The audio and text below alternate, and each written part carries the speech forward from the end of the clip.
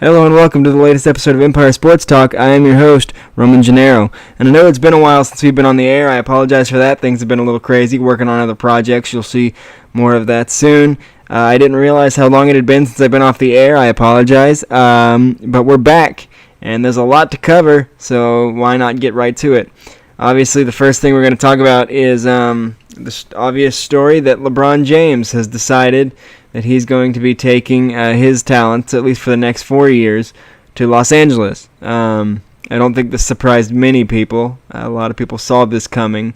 I personally had, my thoughts about where he might go, or where it would be fun to see him go. I thought maybe he would go. There was a while that I thought the front runner was Philadelphia because of the young players, because of Ben Simmons, because of all that, but that never really seemed to be a real option.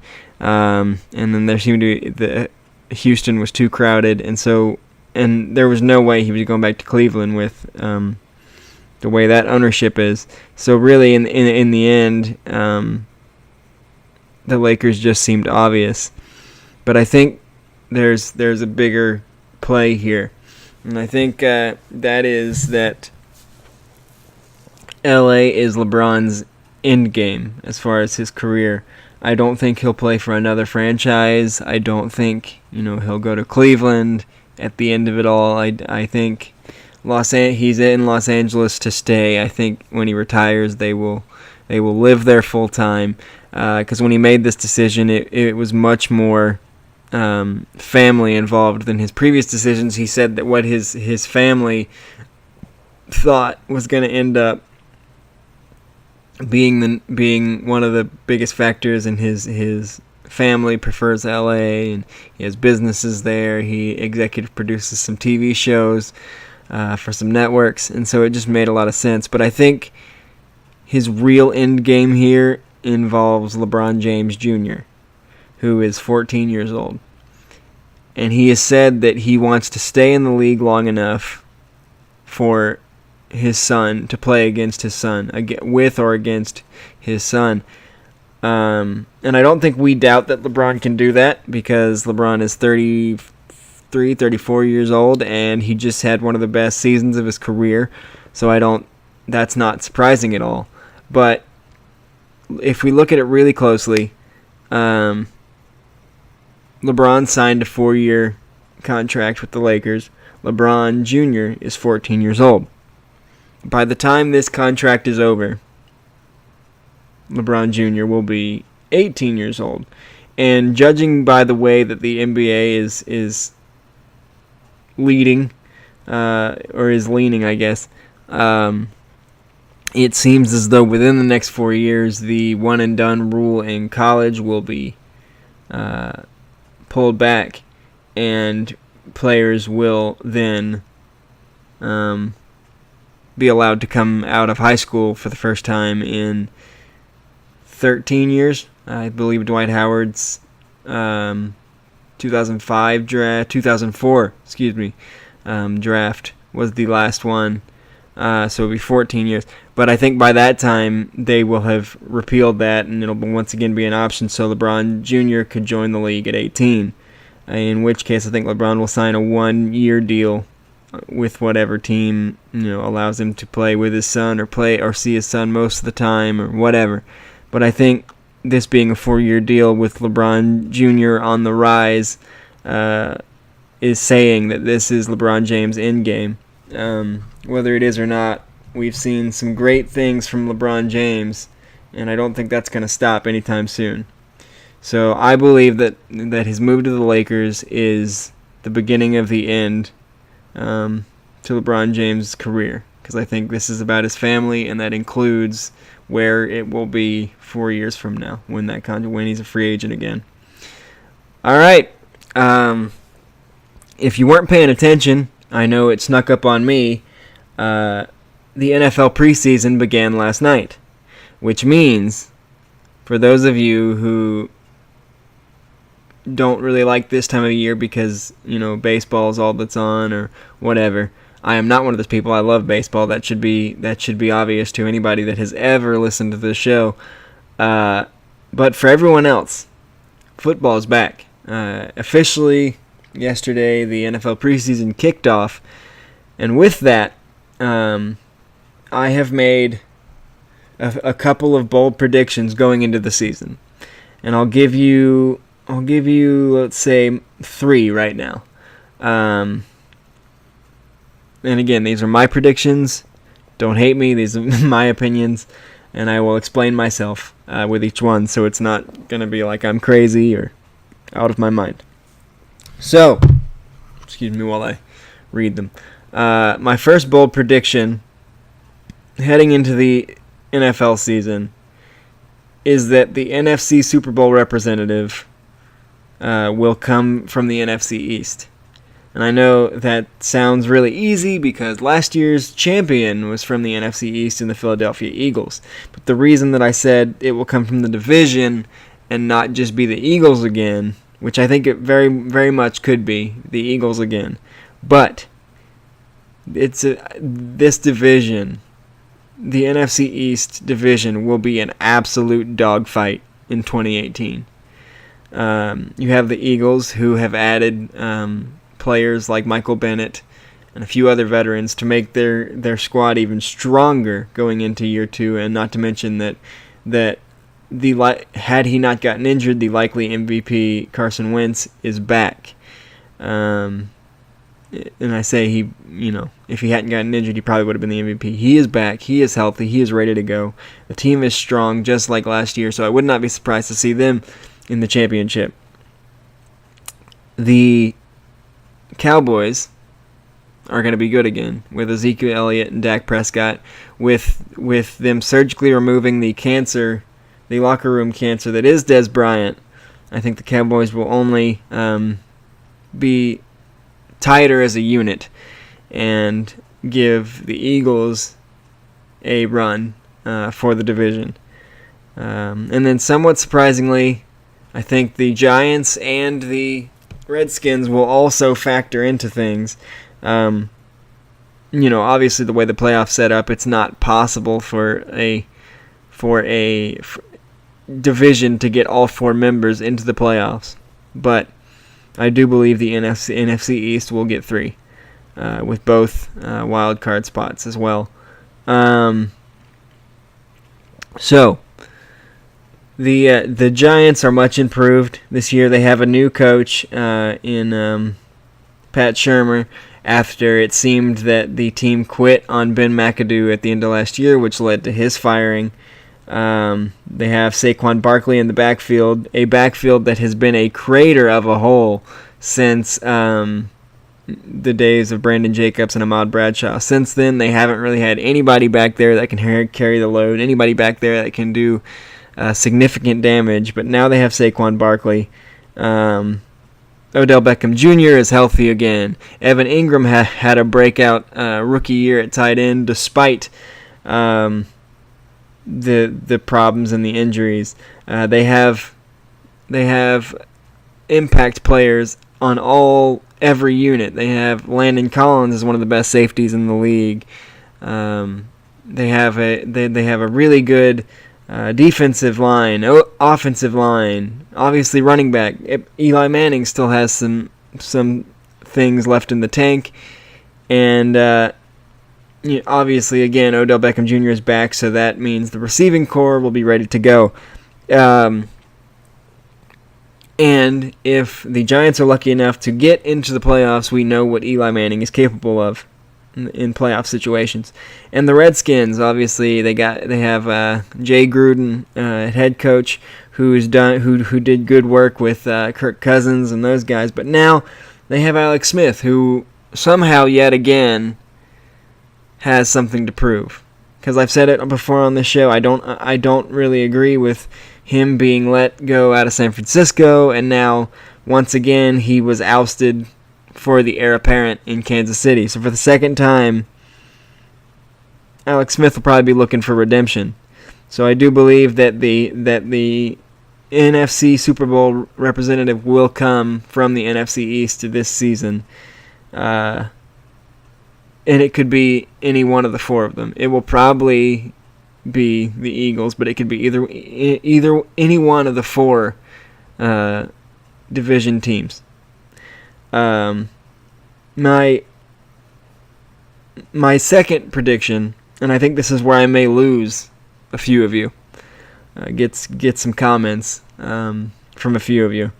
I predict that at the end, when the season is over on Black Monday, which is infamously the Monday following Week 17, when a lot of coaches get fired, get let go. But at the end of the year, I believe that 3 Super Bowl winning head coaches will lose their jobs. Pete Carroll in Seattle, Mike McCarthy in Green Bay, and an asterisk by this one, Bill Belichick, because I think he will retire at the end of the year.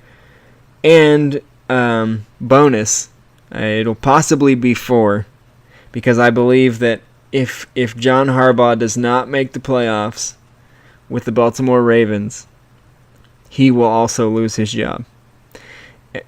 That goes to say I think the Ravens will find a way to make the playoffs, because Joe Flacco tends to play his best in his career when he has to.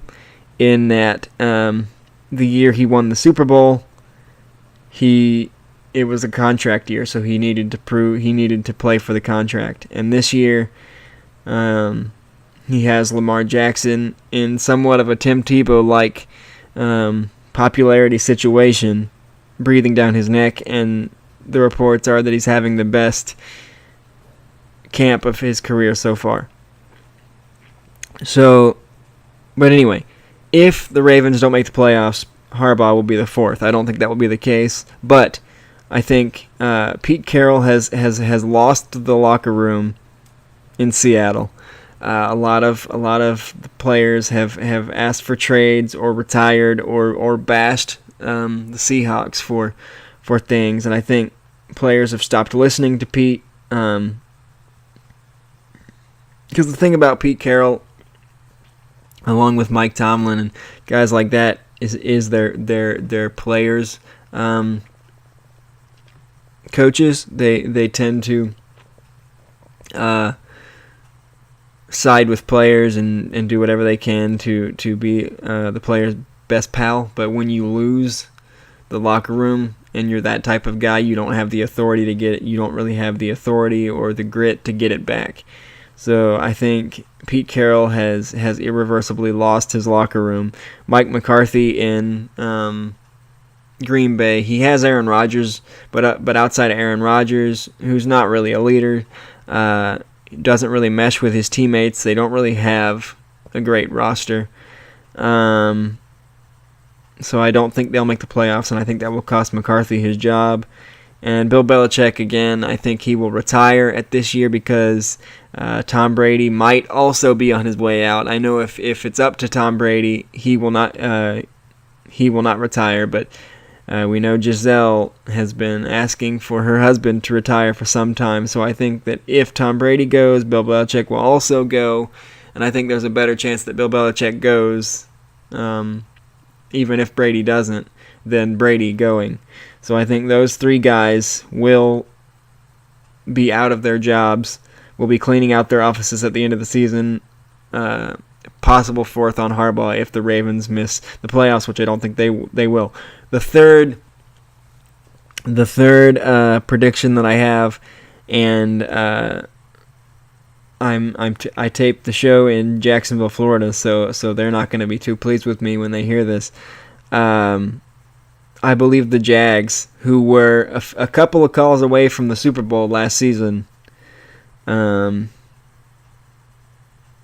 place 3rd in the AFC South this coming season. And I've said that pretty much the whole time. I said last year that the only real reason that Jacksonville made the playoffs outside of their ridiculous defense was the fact that they went 4-0 against the Colts and Texans, who lost their starting quarterbacks.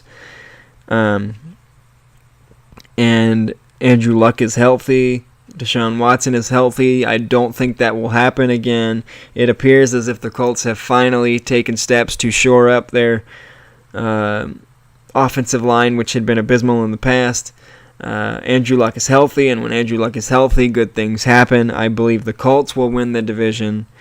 I believe Tennessee will probably finish second because they also made the playoffs last year. And Houston and Jacksonville will be fighting it out for third place. But I think Jacksonville's defense will prevail there. Could Jacksonville win first place again? Absolutely. But I think the number one thing, as good as their defense is, I think the number one thing that is going to determine whether they make the playoffs or not is if Leonard Fournette stays healthy. Because that is the number one reason why Blake Bortles improved so much, is because they had a running back that defenses paid attention to and had to wait for and see what he was going to do, which took pressure off Blake Bortles, which allowed him to improve. I have not been sold on Blake Bortles as a franchise guy. I think on almost any other team in this league, he'd be the backup. I will be the first to say the Jaguars' defense is the best in the NFL, but I am not sold on the offense, especially Blake Bortles. If Leonard Fournette stays healthy for 16 games, I think they can make the playoffs. But that's hard to do as a running back in this league. Andrew Luck is healthy again. Marcus Mariota is 1 year stronger in Tennessee, and Derrick Henry had a coming out party as the starting running back in the playoffs. So I think it will be. I believe it'll be the most tightly contested division in the NFL. It's possible that all four teams could finish above 500. But I think Jacksonville will go from AFC Championship to third place and miss the playoffs. So those are my bold predictions heading into the NFL. If you think I'm crazy, if you have other predictions, if you want to yell and scream at me for thinking that those coaches are going to be fired, or you think it's ridiculous to think that 3 NFC East teams are going to make the playoffs, comment. Let me know. I want to hear it. Let's go. And then the other big sports event that happened this week was the Major League Baseball trading deadline, which happens every year on July 31st. Sorry. And that is the day of the season. That's a lot of general managers' favorite days, because that is the day of the season where you have to decide whether you are a contender and you're going to buy and you're going to improve your roster, or you're not a contender and you are going to sell and you are going to start rebuilding and all that jazz. So that is the day that teams had to decide what was going to happen. And so I'm going to give you my winners and losers of the trade deadline in that case. My first winner is the Tampa Bay Rays. And I know the Tampa Bay Rays are a third-place team. They're not going to make the playoffs, but that's because the Red Sox and Yankees are running away with the division in the AL East, and so it's not really fair to anyone else that would be in that division, because it looks the Yankees and Red Sox have had a stranglehold on it for the whole year, but the Rays have shown signs of life this year, that they are building towards something, and I think the moves that they made on Tuesday, was it Tuesday? Made on the 31st, showed that. First would be that they acquired Tommy Pham from the Cardinals, and a player to be named later, I believe. And so they got a really good. They got a guy who last year was, I believe, top 10 in MVP voting in the National League. And the Cardinals have somewhat of a logjam in the outfield, so they needed to get rid of the odd man out, which was Pham. I think he'll provide some really, really good stats for Tampa Bay. He'll provide some leadership. He'll finally get his shot to go. And also, but the big move for the Rays was that they finally traded their ace pitcher, Chris Archer. And I say finally not because he was dead weight, but because his name had been linked. He had been the top, topic of the trade deadline for a couple of years, and he never moved. And so now he finally did. He went to the Pirates. And this was shocking. A lot of people thought the Pirates won because they got Chris Archer, and they did that, and maybe they did. Maybe the Pirates were the real winners here. But the way I look at it, Tampa Bay ran away with this trade because they shipped off Archer for a new start, for a team that he could possibly win with, that he could help, and in return they got some really good pieces, including Austin Meadows, who made his debut earlier this year and was great. And I can't remember off the top of my head who the other piece was. I tweeted it the other day, and on the show's page, let me look it up right quick. Excuse me, but it was the pitcher Tyler Glasnow. So they traded Glasnow and Meadows for Archer. So both those pieces are going to go to Tampa Bay. And I think this is a steal for Tampa, because they are a young team and they have some really good pieces now with Meadows and Glasnow, and Snell is still there, and Duffy, who's having a great year. I was very high on him when he debuted with the Giants a couple of years ago, and Adeiny Echeverria is over there. I think this shows that the Rays are really building towards something. And while I don't see them winning the division anytime soon because of the Yankees and the Rays, maybe they could sneak in as a second wild card team here in a couple of years.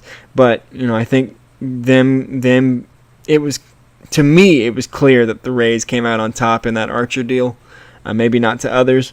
My second winner is the Dodgers, the Los Angeles Dodgers, because they were already one of the strongest teams in the league. They couldn't get much better than they already were, but they went out and they won the long-awaited Manny Machado sweepstakes, and then when you think they couldn't do any better, they went out and got Brian Dozier right ahead of the 4 p.m. deadline.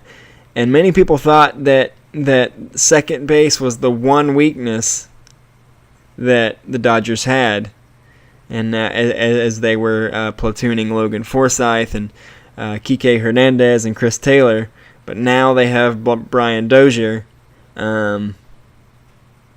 So it looks, at least on paper, plus they got John Axford from the Blue Jays as a right-handed power arm in the bullpen, which is what they were looking for. So they filled the two needs they needed, the two things they needed to essentially create a flawless team, if you will. So we'll have to see if that translates to postseason success, and see. I wouldn't be surprised if it did. I would not be surprised at all if we were looking at a rematch this postseason in the World Series. Although I would tend to put my money on Boston to beat out Houston. So I'll say it right here. I believe the World Series will be the Dodgers and Red Sox. That'll be pretty fun. my third winner in the deadline was the Arizona Diamondbacks. For the simple fact that they were already, a pretty strong team. They were already looking good in the race with the Dodgers. They're probably going to win, take a wild card spot, if not the division. And they went out and they got some solid bullpen pieces, including Brad Ziegler from the Marlins and Jake Diekman from the Rangers, contract they had been looking to get rid of for some time. And I think the bullpen was probably the weakest group for Arizona. Not to say that they are weak, but they have a strong rotation with Greinke and Godley and Patrick Corbin, and their offense speaks for itself when it's going. So I think the Arizona shored up a bullpen that was their weakness, and will be looking to make a good run in the postseason. I have a bonus winner. I didn't intend to put 4, but I kind of had to. So this is a bonus, and this team will not be playing for the postseason this year. But I think what they did do speaks volumes about what the direction they're going, and that is the Baltimore Orioles. They traded much of their team. They traded a lot of their best players, including Manny Machado, Jonathan Scope, Zach Britton, and then starting pitcher Kevin Gausman, as well as Darren O'Day and Brett Brock to the Braves. But the story is not who they traded, it's what they got back in return, and not just Manny Machado, although he brought back the biggest haul, but all the trades,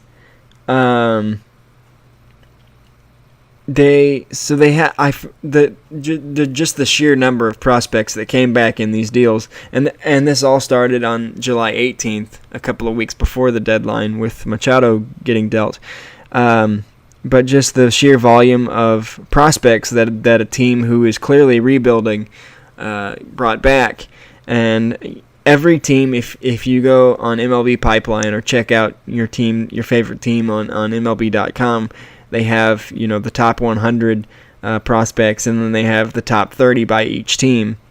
And I went and I looked at the Orioles top 30, and they completely revamped their farm system in the last 2 weeks. And that is, of their current top 30 prospects in their system, a couple of which have already made it to the MLB, but because of the way it works, they're still on the list. Of their current top 30 prospects, 10 of them came in these trades. 1/3 of their top prospects they got for dealing Machado and Britton and others. 3 of the top 7 were trade pieces, and they have a new number 1 prospect in Yusniel Diaz, who came over from the Dodgers in the Machado deal. So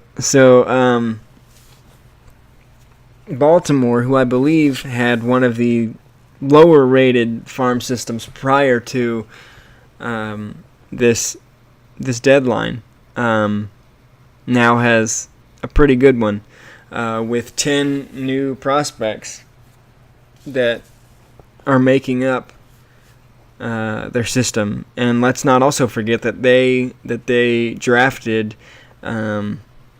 Arkansas pitcher Blaine Knight in the draft, who made a pretty big statement in the College World Series. So it looks like, even though the Orioles are having a rough year and it's not going according to plan to make the playoffs or anything, it looks like they're in good shape for the future. And in baseball is a much different sport than others, in that there's a farm system and minor leagues, and it's not all on the field all the time for the major league club. And so rebuilding and doing it well is a huge thing in baseball, and it looks like Baltimore is doing that. And then where there are winners for the MLB deadline, there are losers. And I don't like to use that term, because if you're on a major league club, you're a winner, because that's a hard thing to do. But these are three teams that really didn't do what they should have done when it came to last minute deals. The first one, in a division that saw the Dodgers and Diamondbacks do what needed to be done, the Colorado Rockies, who I believe are currently in second place in a pretty tight race in the NL West, did nothing. They made no moves. They improved in no way. They probably could have used a starter, used some bullpen help. They could have. I mean, any piece would have been good when you're trying to make the playoff run, which clearly Colorado is, since they were in the wild card game last year. But they sat on their hands during the deadline, and they didn't improve. And I don't think Colorado fans are gonna be too pleased about that come playoff time, when division rivals like Arizona and LA did what they had to do and have good shots at deep playoff runs. So I wouldn't be surprised if this move or non-move causes Colorado to miss the playoffs. The Mets, another team that did nothing. And it's not that they, like the Rockies, are on the verge of the playoffs. They're one of the worst teams in the league. They started the year 11-1. Everybody thought they were gonna do it, and injuries came for them. And the reason they're on this list is everybody thought they were gonna do something, whether it be trading Jacob deGrom or Noah Syndergaard or Zach Wheeler, one of their really good pitchers, and try and fully commit to rebuild, but in true New York fashion, the Mets were stubborn. And sorry, New Yorkers. And they did not trade DeGrom. They did not move anyone. They did not sell at all. They did not move at all, which is typically the move made by teams like the Nationals, who aren't out of it and think they have a shot of making a run. Which, unlike the Nationals, who do actually have a shot because they're only 5.5 out and they've been underwhelming so far, the Mets are in no shape at all to do it. And I believe I was shocked to learn that it was either the Mets or the Orioles. I think it was the Mets. It might have been both, because they're both I think they're the two worst records in the league, are already on the verge of being mathematically eliminated from the playoffs. And so I don't know why New York was stubborn. And they think that next year, when all their injuries have healed, they have a shot at, if the pitchers can stay healthy, they have a shot at something, which I don't disagree with. But these pitchers, they don't. It's very rare that they're all healthy at the same time. This year, ironically, that's the case, but none of the on-field pieces, none of the position players are. So they're banking on the fact that next year, these guys will be healthy again, and they can go for it. But it's really not fair to a guy like DeGrom, who is pitching one of the best years of his life, has gotten absolutely no run support from the Mets offense, and could have had a real shot at the NL Cy Young despite the team's record, or I guess still does despite their record, and he really could have helped a contender. And it's clear that the Mets are rebuilding, even if they're not ready to admit it. So they really missed an opportunity. The demand for their pitchers have never been higher, and they missed an opportunity. And the third loser comes from the most controversial move of the day, and that is the Houston Astros made a trade with the Blue Jays where they traded their troubled reliever, Ken Giles, who had recently had a blow-up on the field with the manager and said some words that I cannot say or would not say on this program to him. And that was the last time he pitched in the uniform. And now he's in Toronto. But in return, the Astros got Blue Jays closer Roberto Osuna from the Blue Jays, who, if that name sounds familiar, Osuna is currently serving a 75-game suspension for a domestic violence incident with his girlfriend. A suspension for which he is still serving, and an incident for which he is going to be on trial for any day now, and he's going to be in court.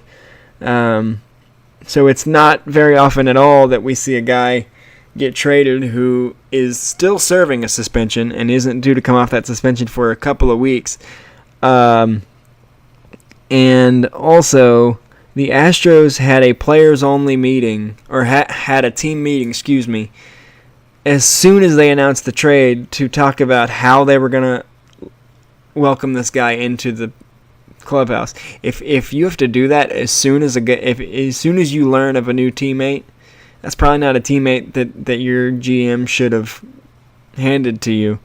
And I don't imagine that he will get a warm welcome in Houston when he takes the field for the first time, if he takes the field, because Houston has built the right way for a lot of years. They have a good fan base that really trusts the ownership and really trusts the front office, and this move doesn't look good for them.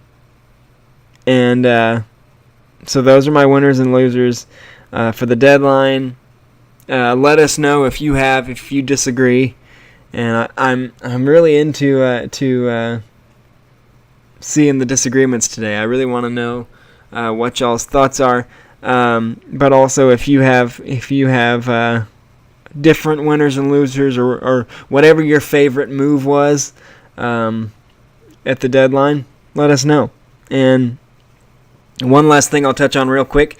The baseball is a game of eras, whether it's the fastball era, the steroid era, the live ball era, the dead ball era. I think now we are in an era that I like to call the launch angle era, where all these young guys are so obsessed with the idea of launch angle that there's almost this mantra behind it of strikeouts don't matter. And this doesn't make any sense to me as a baseball fan, where baseball is a game with a finite number of chances, 27. You have in football, basketball, hockey, soccer, if clocked sports, if you work fast enough, you can make up for your mistakes. You can work the clock in your advantage. You can do these things to give yourself more possessions, to give yourself more chances. In baseball, that's called getting hits. In baseball, if you make an out, you can't get that out back.